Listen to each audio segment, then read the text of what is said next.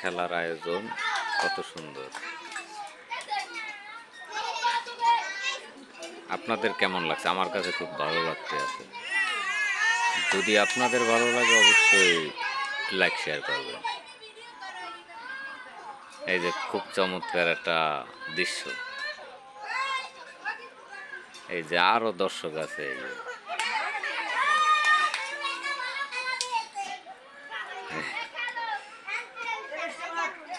এই খেলাটা কি আমি বুঝি না, দেখো তো আপনারা বুঝতে পারেন কিনা।